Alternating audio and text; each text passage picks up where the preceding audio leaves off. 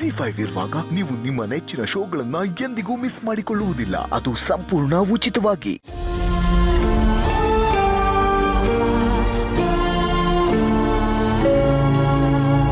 ಸಾರಿ ಸೀತಾ, ಮಗುನ್ ಹೆತ್ಕೊಟ್ಟು ಹೋಗ್ಬೇಕಾಗಿದ್ದು ನಿನ್ನ ಕೈಲಿ ಮಗು ಜೊತೆಲಿ ಆಶ್ರಮ ಕಳಿಸ್ತಾ ಇದ್ದೀನಿ.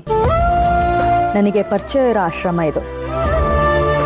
ಆಕ್ಚುಲಿ ಈ ಕಾಂಟ್ರಾಕ್ಟ್ ಪ್ರಕಾರ ಬಯೋಲಾಜಿಕಲ್ ಪೇರೆಂಟ್ಸ್ ಡೀಟೇಲ್ಸ್ಗಳನ್ನ ನೀನು ಕೊಡೋ ಹಾಗಿಲ್ಲ.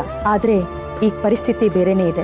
ಹಾಗಂತ ಮಗು ಜವಾಬ್ದಾರಿನ ನಿನ್ನ ಮೇಲೂ ಹಾಕೋದಿಕ್ಕಾಗೋದಿಲ್ಲ, ಅದು ತುಂಬ ತಪ್ಪಾಗತ್ತೆ. ಹಾಗಾಗಿ ಅವ್ರ ಅಡ್ರೆಸ್ನ ನಿನಗೆ ಕೊಡ್ತಾ ಇದ್ದೀನಿ ಸೀತಾ. ನಿನ್ನ ಮುಂದಿನ ಜೀವನ ಹೇಗಿರುತ್ತೋ ನನಗೆ ಗೊತ್ತಿಲ್ಲ, ಆದರೆ ಇದಕ್ಕಿಂತ ಹೆಚ್ಚಾಗಿ ನಾನು ಏನು ಮಾಡೋದಕ್ಕಾಗ್ತಾ ಇಲ್ಲ ಸೀತಾ. Very sorry. ಡಾಕ್ಟರ್, ನೀವ್ಯಾಕೆ ಸಾರಿ ಕೇಳ್ತೀರಾ? ನೀವು ಆಲ್ರೆಡಿ ನನಗೆ ತುಂಬ ಹೆಲ್ಪ್ ಮಾಡಿದ್ದೀರಾ, ಅದನ್ನು ನಾನು ಯಾವತ್ತೂ ಮರೆಯೋದಿಲ್ಲ. ಈ ಅಡ್ರೆಸ್ಸಿಗೆ ನಾನು ತಲುಪಕ್ಕೆ ನೋಡ್ತೀನಿ. ಅಲ್ಲಿ ತನಕ ನಾನು ಆಶ್ರಮದಲ್ಲೇ ಇರ್ತೀನಿ. ರಾಮ ಹೇಗೆ ನಡೆಸ್ತಾನೋ ಹಾಗೆ ನಡೀತೀನಿ. ಈ ಮಗುನ ಪ್ರೀತಿಯಿಂದ ನೋಡ್ಕೊಳ್ಳೋದು ನನ್ನ ಧರ್ಮ ಡಾಕ್ಟರ್. ಕಾಂಟ್ರಾಕ್ಟ್ ಪ್ರಕಾರ ನನ್ನ ಕರ್ತವ್ಯ ಮುಗ್ದಿದೆ. ಇನ್ಯಾವ ಕಾಂಟ್ರಾಕ್ಟು ಅಪ್ಲೈ ಆಗೋದಿಲ್ಲ.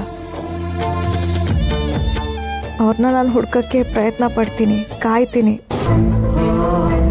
ಸಿಗದೆ ಹೋದರೆ ಈ ಮಗುಗೆ ನಾನೇ ಎಲ್ಲ ಡಾಕ್ಟರ್.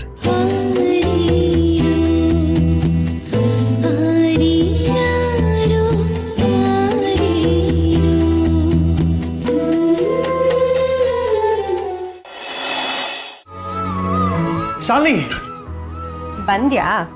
ಎಲ್ಲಿ ಹೋಗಿದ್ದೆ ನೀನು? ಶಾಲಿನಿ, ಈಗ ನಾನೊಂದು ವಿಷಯ ಹೇಳಿದ್ರೆ ನೀನ್ ನಂಬೋದೇ ಇಲ್ಲ.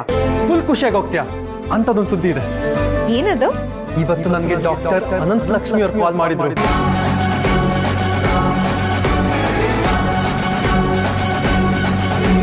ಅನಂತ ಲಕ್ಷ್ಮಿನ? ಯಾಕೆ? ಯಾ, ಅವ್ರು ಕಾಲ್ ಮಾಡಿದಾಗ ನಂಗೂ ತುಂಬಾ ಮುಜುಗರ ಆಯ್ತು. ಬಟ್ ಮಾತಾಡಿದ್ದು ಒಳ್ಳೇದಾಯ್ತು. ಒಂದು ಗುಡ್ ನ್ಯೂಸ್ ಗೊತ್ತಾಯ್ತು. ಹೇ ಶಾಲು, ನಮ್ಮ ಮಗು ಬದುಕಿದೆ ಶಾಲಿನಿ.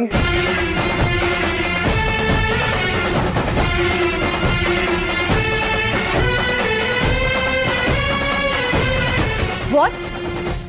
ಮಗುನಾ? ಯಾವ ಮಗು? ಶಾಲು, ಜಿಜು ಯಾವ ಮಗು ಬಗ್ಗೆ ಮಾತಾಡ್ತಿದ್ದಾರೆ? ಯಾವ ಮಗು ಶಾಲು?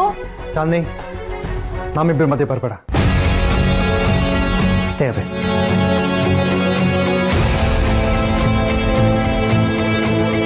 ಶಾಲಿನಿ, ಇನ್ನೂ ಶಾಕಲ್ಲಿದೆಯಾ? ನನಗೂ ಮೊದಲು ಹೀಗೆ ಆಗಿತ್ತು, ಬಟ್ ನಮ್ಮ ಮಗು ಬದುಕಿದೆ, ಅದೇ ನಿಜ. ನಮಗೆ ಮಕ್ಕಳಿಲ್ವಲ್ಲ ಅಂತ ನಾನು ಬೇಜಾರು ಮಾಡ್ಕೊಳ್ತಿರೋ ದಿನಗಳೇ ಇರಲಿಲ್ಲ. ನಾನು ಯಾವಾಗಲೂ ಹೇಳ್ತಿದ್ದೆ ಅಲ್ವಾ, ನಾವೊಂದು ಮಗುನ ಅಡಾಪ್ಟ್ ಆದರೂ ಮಾಡ್ಕೊಳ್ಳೋಣ ಅಂತ. ಬಟ್ ಈಗ ನಮ್ಗದ್ರ ಯಾವ ಅವಶ್ಯಕತೆನೂ ಇಲ್ಲ. ಯಾಕೆಂದ್ರೆ ನಮ್ದೇ ಮಗು ಇದೆ.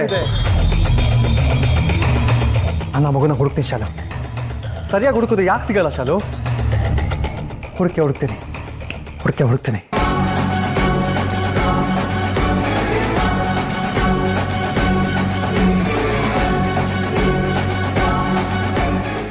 ಜಿ5 ಆಪ್ ಡೌನ್ಲೋಡ್ ಮಾಡಿ ಎಲ್ಲಾ ಸಂಚಿಕೆಗಳನ್ನು ಸಂಪೂರ್ಣ ಉಚಿತವಾಗಿ ನೋಡಿ.